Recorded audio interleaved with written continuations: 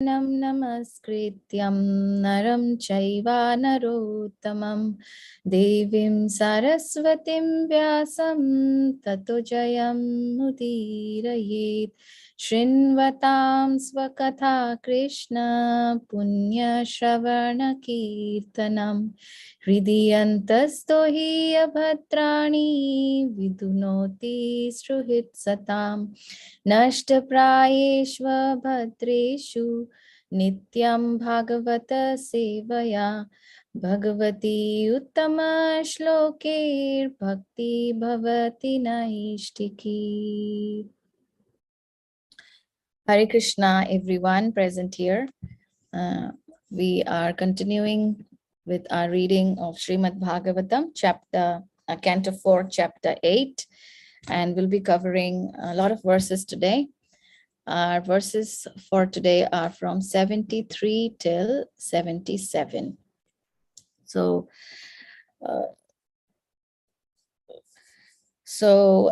verse number 71 till 77 talks about the severe austerities of Dhruva Maharaj. And if we just quickly do a recap, we see that verse number 71 talks about how Dhruva Maharaj reaches Madhuban. He takes his bath in the Yamuna and observes fasting that night, and he starts his worshipping of the Lord, which is instructed to him by Narada Muni. Then from verse 72, in the verse 72, we read how in the first month he took, he sustained on basically kapita fruits and berries, and he used to eat that once in 3 days. So continuing from 73 to 77, we will have a very broader outlook on his method of sustenance and how he survived. So we'll begin with 73. Dvitiyam cha tatha masam shashte shashte arbhako dine trina parnadibhi surnai kritanno abhya archayan vibhum.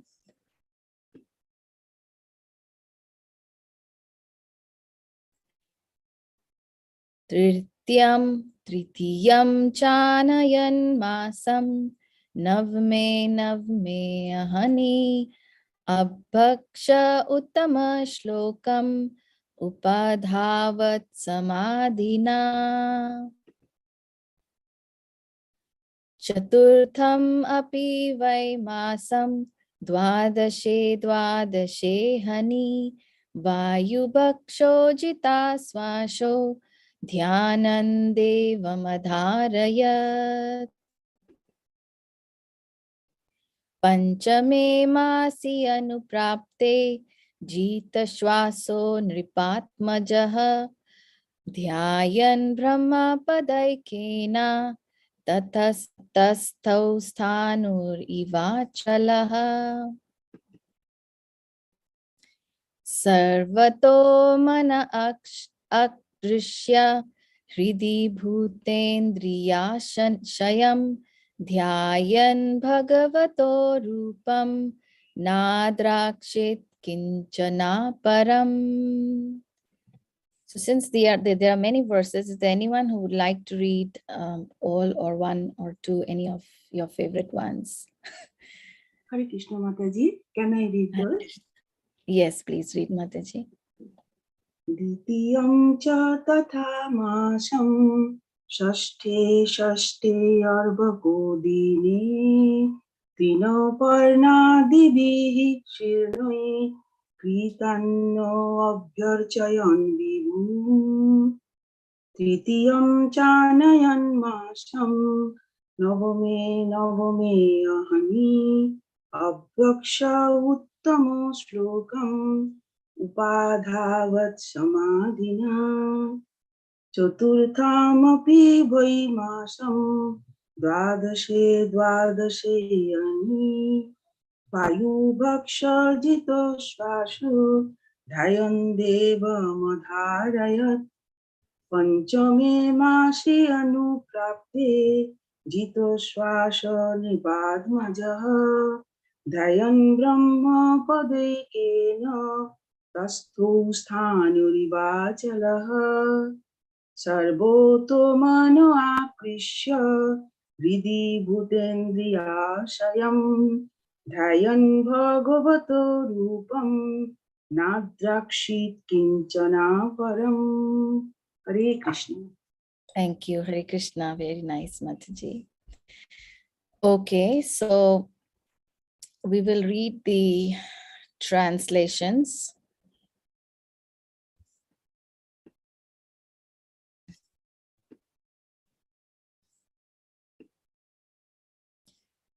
So from 73, we'll read synonyms and translations. Dvitiyam, the next month. Cha, also. Tatha, as mentioned above. Masam, month. Shashte, shashte, every sixth day. Abharkaha, Arbhakaha, the innocent boy. Dine, on days. Trina Parana Adibihi, by grasses and leaves. Shirnai, which were dry. Krita Anna, made for his food. Abhya Archayana, and thus continued his method of worship. Vibhum, for the Supreme Personality of Godhead. Translation: in the second month, Dhruva Maharaj ate only 6 days, ate only every 6 days, and for his eatables, he took dry grass and leaves. Thus he continued his worship. Titiyam, the third month, Cha, also, An, Nayan, passing, Masam, 1 month, Navame, Navame, on each 9th, Ahani, on the day, Bhakshaha, drinking water only, Uttama Shlokam, the Supreme Personality of Godhead, who is worshipped by selected verses, Upadhavat, worshipped, Samadhina, in trance. In the third month, he drank water only every 9 days.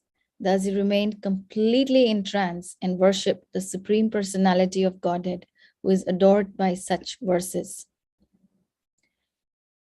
Chaturtham, fourth, api, also, vai, in that way, masam, the month, dwadase, dwadase, on the 12th, dwadashe, dwadashe, on the 12th, ahani, day, vayu, air, bhakshaha, eating, jita shwasaha, controlling the breathing process, dhyayan, meditating, devam, the Supreme Lord, adharayet, worshipped.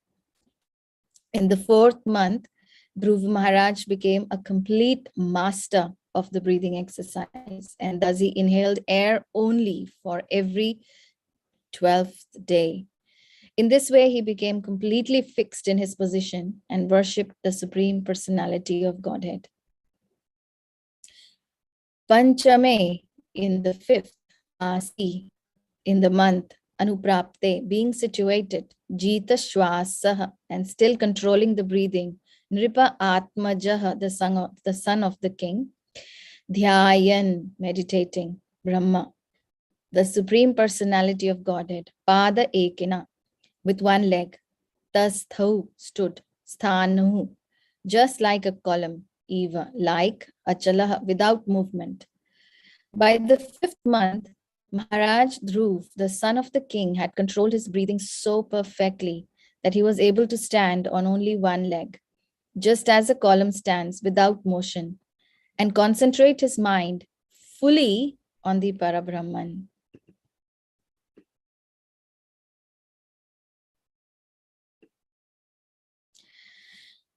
Sarvataha, in all respects, manaha, mind, akrishya, concentrating, hridhi, in the heart, bhuta indriya ashayam, resting place of the senses and the objects of the senses, dhyayan, meditating, bhagavataha, of the Supreme Personality of Godhead, rupam, form, na adrakshit, did not see, kinchana, anything, aparam, else.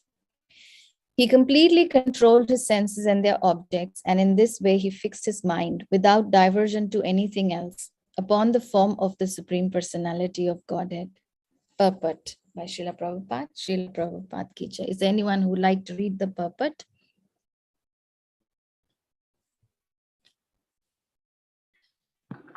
I'll try and read, Mataji. Yes, Prabhu. Thank you very much.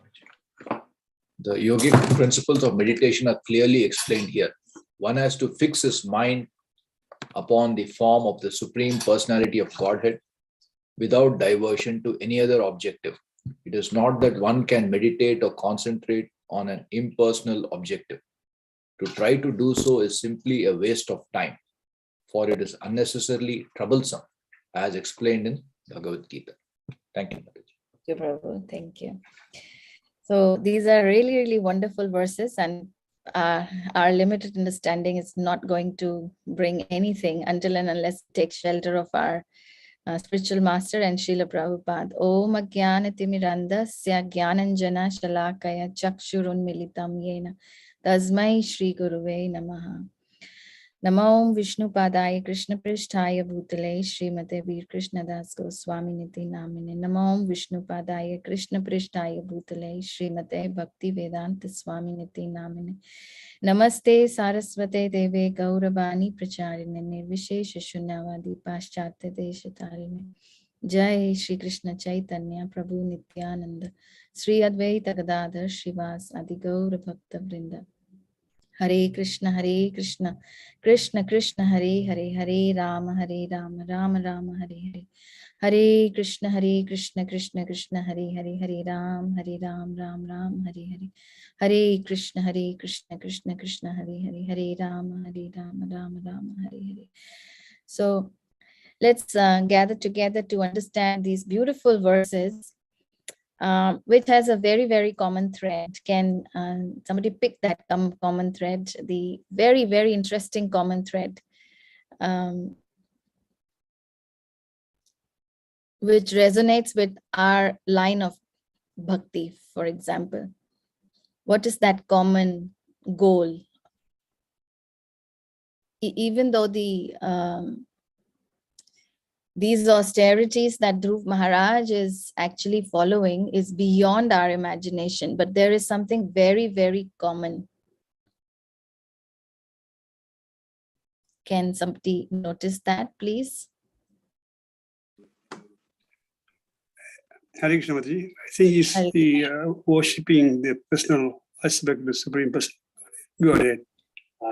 Yes, Prabhuji. It is worshipping the Supreme Personality of Godhead. In each verse, we're talking about upon the form of the Supreme Personality of Godhead. He focused on the with one pointed attention, the Supreme Personality of Godhead is being worshipped. So very, very important point. We'll keep this in the very beginning of our understanding, reading of this these few shlokas. So we'll pick up the austerities first. What were the austerities? We'll just pick those ones first. In verse number 72, we did mention that kapita fruits and berries were was which Dhruv Maharaj sustained on. That was once in 3 days. In 73, we learned that in the second month, he had only dry grass and leaves. And that too once in 6 days. Then 74, we see that every third month, in the third month, he sustained on water every 9th day. Fourth, air every 12th day. So by the 5th month, Dhruva actually controlled his breath and mind, stood motionless on one foot like a pillar, and meditated on the Lord's form without diversion. So that is the perfection which Dhruv Maharaj actually got. And then from 78 to 82, we do see that how, what were the effects of these austerities? What were the effects of of Dhruv Maharaj's meditation? So if we actually see that all these in all these verses, we find the level of austerity gets higher and tougher.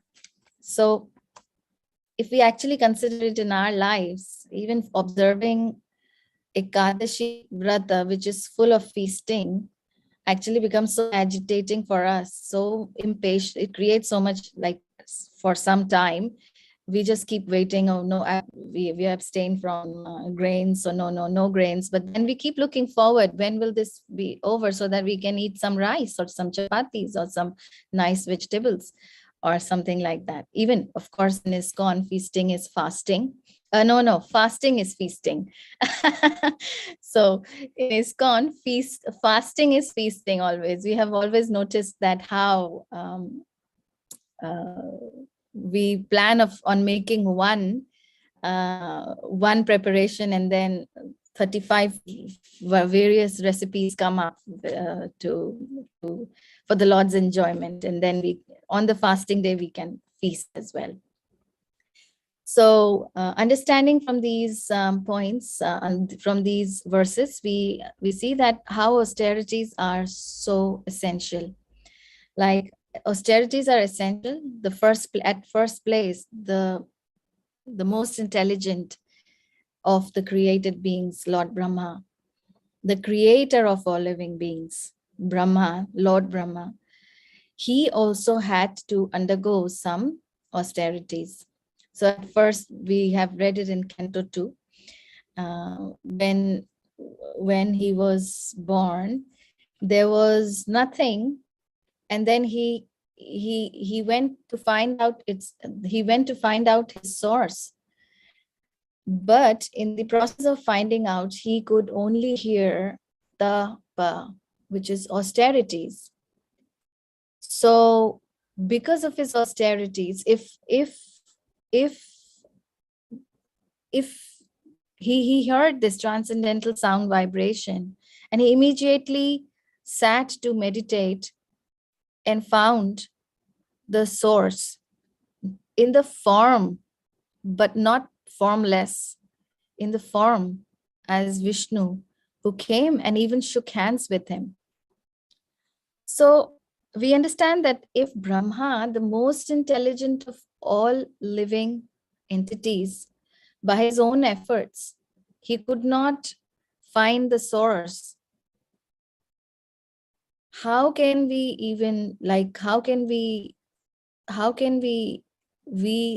the insignificant creatures, can get any perfection without austerities? So with this, we understand the importance of austerities. Now, let's come to our material life, and we see that where are the austerities that we don't actually, where do we not follow austerities? Isn't it waking up early in the morning in austerity for all of us? Who doesn't like sleeping on cold winter mornings? Who doesn't love sleep? Everyone loves sleep. Anyone we ask, who enjoys going to work? A little kid even, he's not really happy to go to school every day. So why does he go to school? The prime goal is to get some education, to be able to settle well in life, or to be educated, in short. So to get something, we have to sacrifice something, even though we don't want to do it. So understanding that fact, what is otherwise not an austerity? Our life itself is an austerity.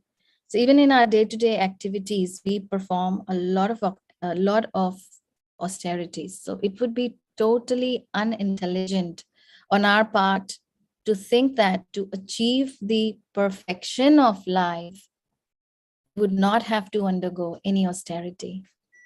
This would be totally unintelligent on our part. How can we do away without austerities? So with this, we come to that understanding how and why. What makes Dhruv Maharaj perform austerities? What is the impetus behind performing such austerities. So if we go back to the story, if we go back to this pastime again, we see that reversals are sometimes really, really important for us. So what was reversal in Dhruv Maharaj's life? He was totally happy, living a very opulent, he's just a 5-year-old boy, and in his even though he's not the favorite, but there's no such problem as such, you know. The real reversal comes when he's stung by the words of his stepmother, who says that you're not eligible to sit on your own father's lap. This is such a huge reversal in his life. So sometimes reversals are really, really good. It shakes our foundation. And as it shakes our foundation, we create more desire. The more the desire is created to surrender more to the Supreme Personality of Godhead. So we from the reversals, we actually understand what is most important in life. So as Dhruv Maharaj left all his comforts, he found the perfection of life. So Krishna actually puts his dear devotees into such difficulties where we are left with nothing. Of course, we do know from the very beginning that Dhruv Maharaj's desire is to have a kingdom more than anyone in the three worlds. But where do we see in his austerities? Even though the desire is there, but what is like yesterday we discussed, what is the more important desire? To see the form of the Supreme Personality of Godhead, because the mother said, yes, you go to the forest, and the sages have said that the Supreme Personality of Godhead, the sages have experienced, and that the Supreme Personality of Godhead can be found there, he can be seen there. So such wonderful motivation, such wonderful determination of Dhruv Maharaj, that even in these verses where he's performing austerities, we do see that his prime goal is to see the Supreme Personality of Godhead. So as I was saying, Krishna sometimes puts us in those difficulties so that we're left with nothing but the choice, not the force, but the choice to surrender to the lotus feet of Krishna. So, and sometimes we are put on fast track. In Dhruv Maharaj's case, it's a fast track. Prahlad Maharaj, fast track. So sometimes you're put on fast track by like Dhruv Maharaj, but this is only done to sincere devotees. The sincerity is what Krishna sees in everyone. So sincere devotees. And similarly, the guru, the spiritual master, also sees the psychophysical nature of the devotee, of his disciple, sees the sincerity of his disciple, and puts him into that situation. Seeing the psychophysical nature of that disciple puts him into that situation where the advancement in Krishna consciousness takes the fast track. So now, if we are talking about from these verses, if you're talking about the process of eating or the process of meditating, we do see this, it aligns a lot more like Ashtanga Yoga. Now, we may think, why austerities? Why austerities? So even in Bhagavad Gita, Arjuna rejects Ashtanga Yoga. He rejects it. He has no attraction to Ashtanga Yoga. So Ashtanga Yoga is rejected even by Arjuna. We do see that, and he picks up asking question in chapter 6 from Krishna, Chanchalahi Mana Krishna. When he asks, then he says that generally if we actually take this example of is it easy for us? Is it easy for us to come from the life of luxury to life of simplicity? Is it easy? If we are really living a luxurious life, is it easy for us to accept simplicity? I don't think anyone will say it's easy. Why? Because luxury, if we are living in luxury, we are so used to luxury that our mind finds its comfort there only. But similarly, it's on the contrary, it's very easy for us to come from a simple life to accept us from a simple life to a luxurious life. And then in that state, we are very thankful. We have this feeling of gratitude. If we get something, for example, if we don't have a blanket in cold winters, and if somebody gives us a blanket, we are full of gratitude. We're full of gratitude. So this is what our mind does.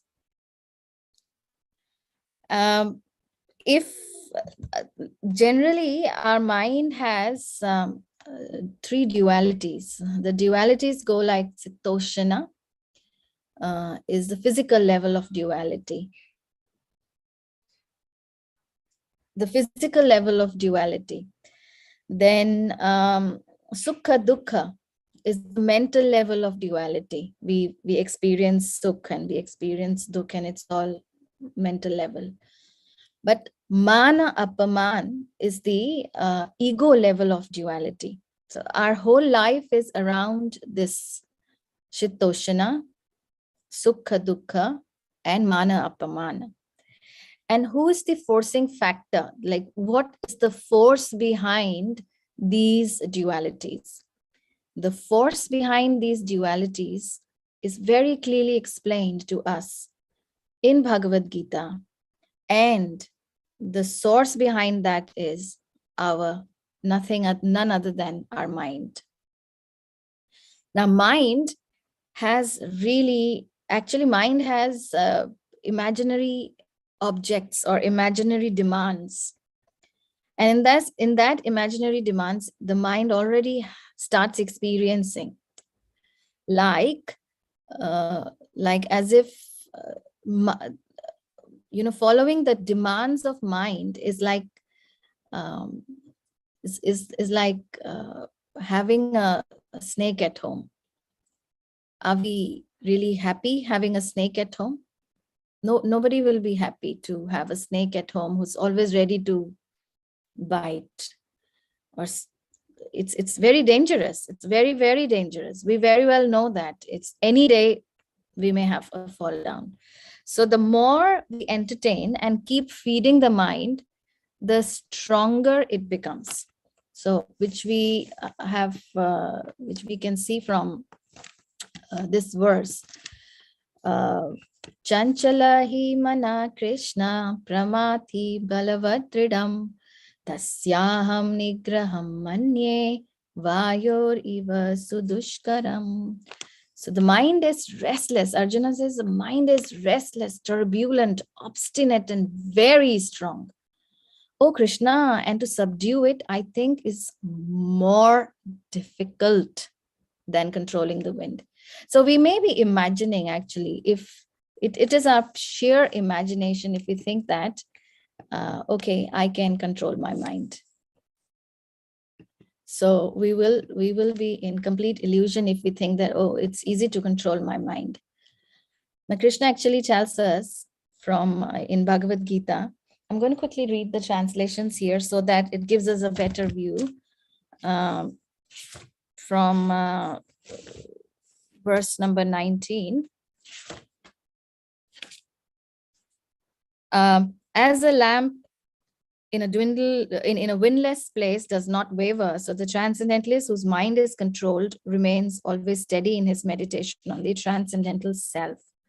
One should engage, in the stage of perfection called trance or samadhi, one's mind is completely restrained from material mental activities by practicing of yoga. This perfection is characterized by one's ability to see the self by the pure mind and to relish and rejoice in the self. In that joyous state, it is situated in boundless transcendental happiness, realized through transcendental senses. Established thus, one never departs from the truth, and upon gaining this, he thinks that there is no greater gain. Being situated in such a position, one is never shaken, even in the midst of greatest difficulty. This indeed is actually freedom from all miseries arising from material contact. One should engage oneself in the practice of yoga with determination and faith and not be deviated from the path. One should abandon without exception all material desires born of mental speculation and thus control all the senses on the sides of the mind, by the mind. Gradually, step by step, one should become situated in trance by means of intelligence sustained by full conviction, and thus the mind should be fixed on the self alone and should think of nothing else. From wherever the mind wanders due to its flickering and unsteady nature, one must certainly withdraw it and bring it back under the control of the self. The yogi whose mind is fixed on me verily attains the highest perfection of transcendental happiness. He is beyond the modes of passion. He realizes his qualitative identity with the Supreme, and thus he is freed from all reactions of past deed. Thus, the self-controlled yogi, constantly engaged in yoga practice, becomes free from all material contamination and achieves the highest stage of perfect happiness in transcendental loving service to the Lord. A true yogi observes me in all beings and also sees every living being in me. Indeed, the self-realized person sees me, the same Supreme Lord, everywhere. For one who sees me everywhere and sees everything in me, I'm never lost, nor is he ever lost to me. Such a yogi who engages in the worshipful service of the Supersoul, knowing that I and the Supersoul are one, remains always in me in all circumstances. He's a perfect yogi who, by comparison of his own self, sees the true equality of all beings in both their happiness and their distress. O Arjuna. Arjuna said, O Madhusudan, the system of yoga which you have summarized appears impractical and unendurable to me, for the mind is restless and steady. And there, when he says, mind is restless, turbulent, obstinate, and very strong, O Krishna, and to subdue it, I think it's more difficult than controlling the wind. So with this, in these verses, we have noticed that how difficult it is to control the mind. And how can we be in total illusion saying that I think I'm chanting well, my mind is in right state, and our mind is actually a tour guide which takes us to multi-million places at one time. So the stronger we want to feed the mind, the more we want to feed the mind, the stronger it becomes.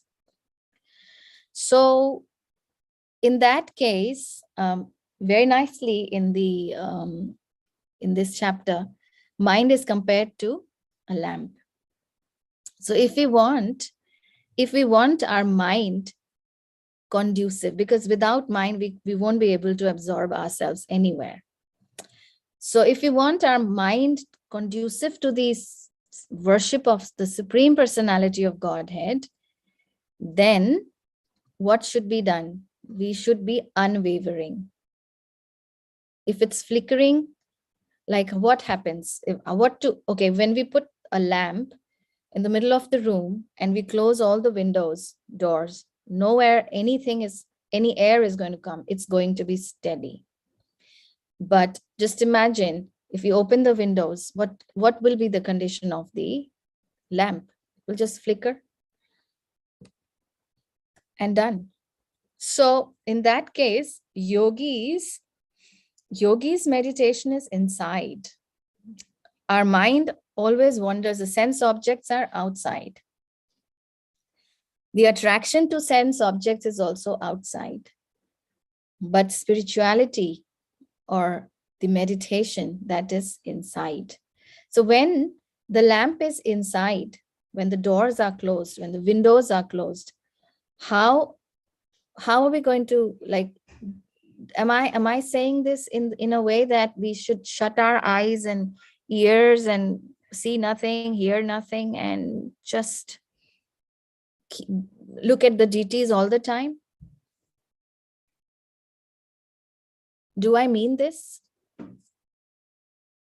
What do I mean by closed windows and doors? Can anybody please help me here?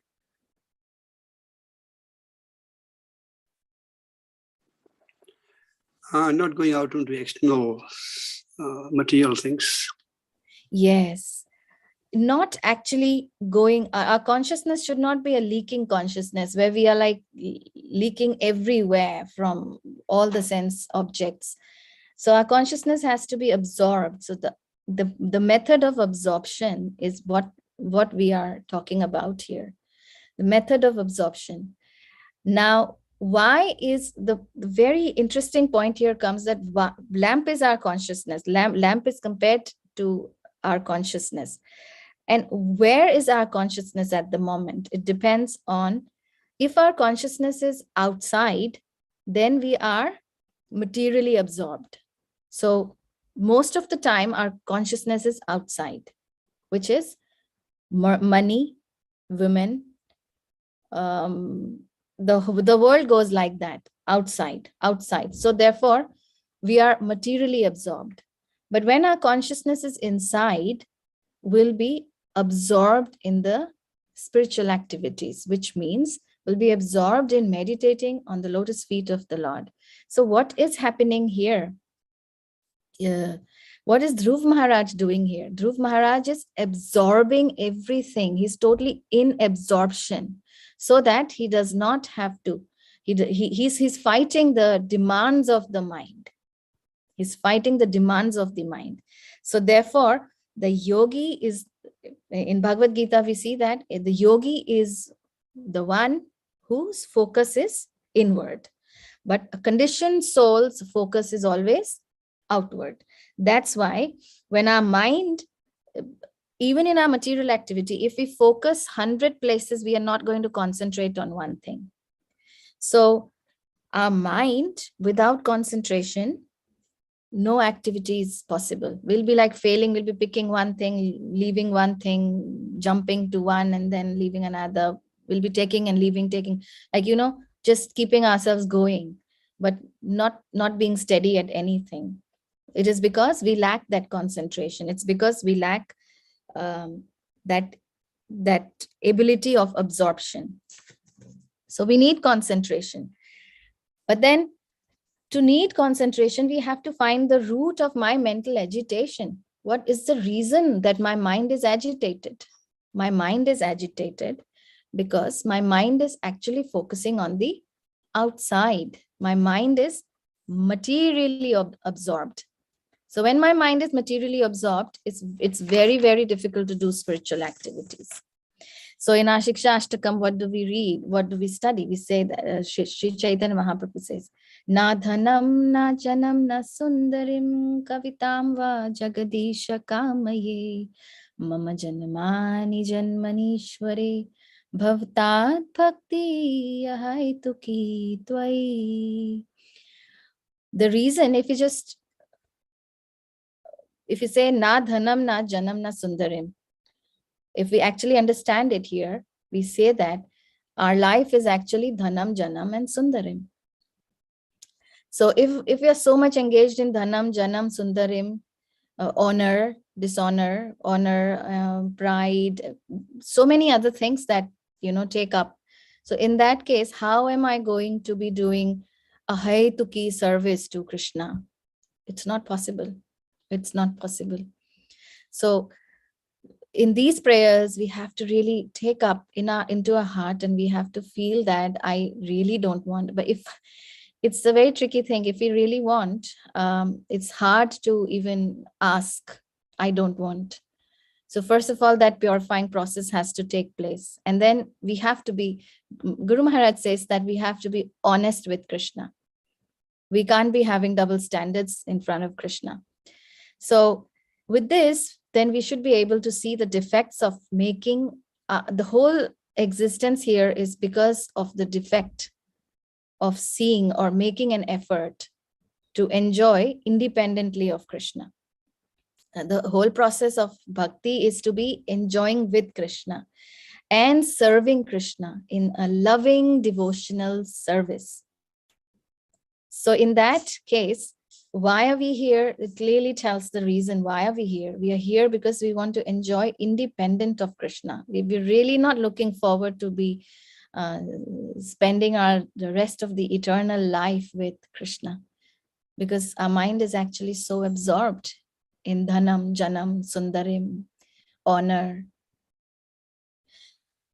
So if externally we're trying to chant Hare Krishna, but internally if our mind is wanting dhanam, janam, then our process goes really, really, really slow, because the effect of chanting the mantra is definitely there, but because our sincerity is lacking there, therefore it takes us a long, long, long way to reach perfection. And what is that perfection? Even Brahmaji said the perfection is when the mind is fixed on Krishna. If the mind is fixed on Krishna, it is calm. If the mind is fixed on the external objects, material absorption, then it is always agitated. And in that, Lord Brahma says, in order to get that, in order to experience the perfection, I worship Govinda, the primeval Lord, who is Shama Sundar Krishna himself, with inconceivable, innumerable attributes, whom the pure devotees see in their hearts of hearts with the eye of devotion tinged with the salve of love. Premanjana churita bhakti vilochanena santah sadaiva hridayeshu vilokayanti yam shama sundaram achintya guna swarupam govindam adipurusham tamaham bhajami. So when our mind is fixed, the Lord, and we take our efforts, then the Lord also shows himself little by little, and then that is revealed to us, that form is revealed to us. So here Dhruv Maharaj wants to deny the sense objects. So in order to do that, he reduced his eating. He reduced it so that his absorption is not to think about, oh, now I'm in the jungle and the forest where I don't even know what am I eating. He's not even eating good fruits, which may be available. But what is that fruit he's eating? Kapitta, fruits and berries, which is kind of discarded. The first line of verse number 72, 72, Srila Prabhupada says that these fruits, its fruit generally is not accepted by human beings. It's not tasty at all. It's an austerity to be eating that fruit, and it is eaten by monkeys in the forest. So what a great austerity, what a great, but it doesn't really matter what he is eating here. What matters is, where is his focus? His focus is, as soon as possible, he wants to see the form. He wants to worship the form. He's worshiping the Supreme Personality of Godhead. And the purpose behind that is he wants to see the Lord. And that's the underlying factor here. And for that, he's taking austerities. So Srila Prabhupada says, when the austerities are conducive, and you're happy to do those austerities, it doesn't seem like austerities. Like if we following the 4 regulative principles and we're used to it, are we feeling that we're missing out on anything? Are we missing out on meat eating? No, there's no desire even. Are we missing out on any of the regulative principles that are? No, we're not missing out on anything. So it's dear. It's really because the higher purpose is convinced. We are convinced by the higher purpose. Even in the Bhagavad Gita, chapter 6, Krishna clearly says that a yogi has to be convinced. So that convincing thing has to be there in us, so that we are convinced that this process is a beautiful process where it would be, where it is easy for So our method, Shri Chaitanya Mahaprabhu's method, liberal method, like yesterday we discussed, the liberal method is given to us, but just by, we don't even have to go through all these austerities. Our only austerities following the in the verse, in the purport of 72, Srila Prabhupada mentions clearly that we are in the easiest process, following the 4 regulative principles and chanting the Hare Krishna Maha Mantra with sincerity. Definitely one day, by the mercy of Guru Srila Prabhupada and Sri Chaitanya Mahaprabhu and Nityananda Prabhu, we will be able to see the Lord face to face. We will be having our ointment of prema for the Lord. So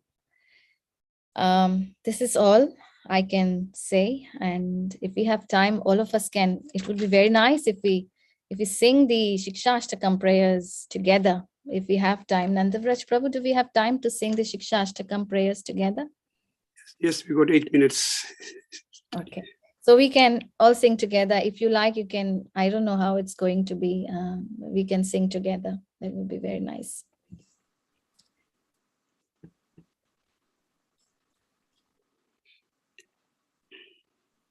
Do you want me to share the screen for the Shikshashtakam or? That'll be good, Mataji, because everybody doesn't have to start singing prayers. Okay. Oops.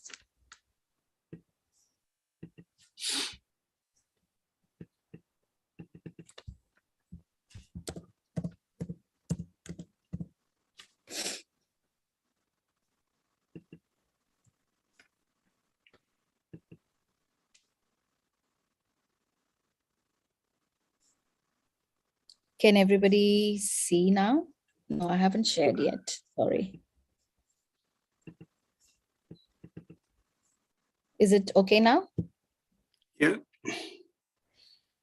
Cheto darpana marjanam bhavamahadavagni nirvapanam shriya kairava chandrika vitaranam vidya vadhu jivanam anandam buddhivardhanam pratipadam purnamrita swadanam sarvatma snapanam param vijayate Shri Krishna Sankirtanam Nam Namakari Bhakta Nija Sarva Shaktis Tatrarpita Niyamita Smarnena Kalaha Etadrashi Tava Kripa Bhagavan Mamapi Durdaivam Idrisham Mihajani Nanuragah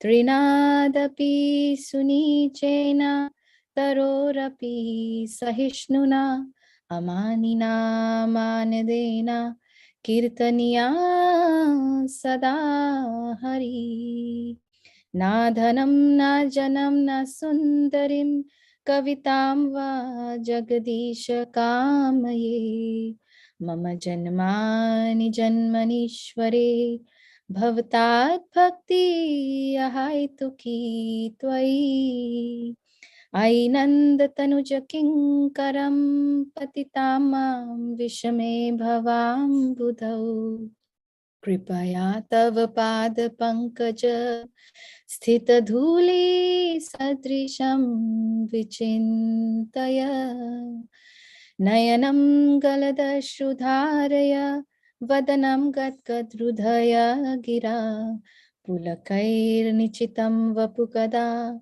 tavanam grihane bhavishyati Yugayitam nimeshena chakshusha pravrishayitam shunyayitam jagat sarvam govinda virahe name Ashlishyava padaratam pinashtumam adarshanan marmahatam karotu va Yatha tatha vividhato lampato mat prananathastu sa eva na parha.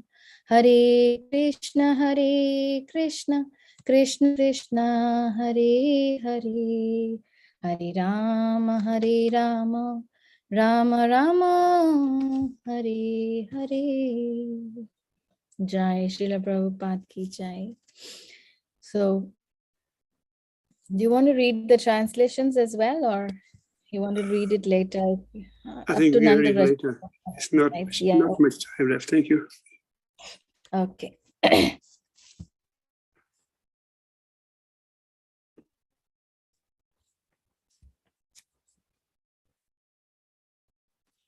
Hare Krishna, everyone. So we are just towards the end of the class. Anybody got any clarification, realization? Anybody want to share? Still got a few minutes.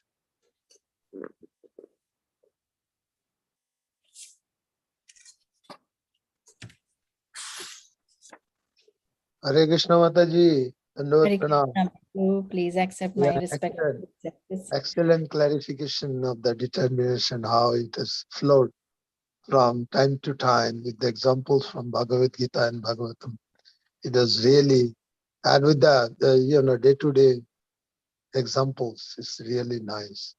It makes us conscious that what we are doing must be very in one-pointed concentration, not thinking about outside, think about inside. Good, very good examples about the lamp you have shown about.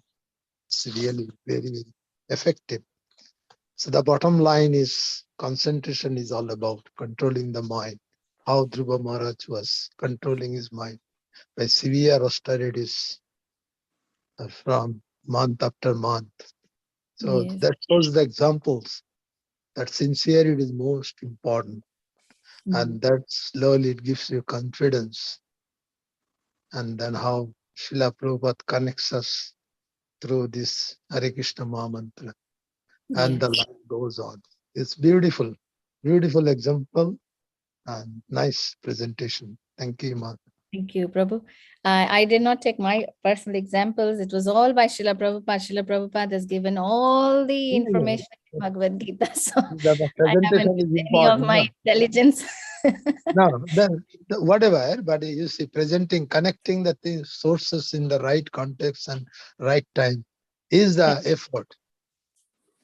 Yeah. Glory to Srila Yeah. Prabhupada. Thank you. Hare Krishna. Hare Krishna, Prabhu. Thank you, very, very nice comment, Sir Krishna Prabhu. Anybody have any comments? It doesn't appear to be so much. So thank you very much. Her Grace Radha Padma Mataji ki jai. Srila Prabhupada ki jai. Gaur Bhakti Gaur Prem Hari Hari Bol. Panchakalpatarupecha Kripa Sindhuvacha Vedana Pavibhyo Vishnu Vaishnavebhyo. Vaishnavindra ki jai. Jai. Gaur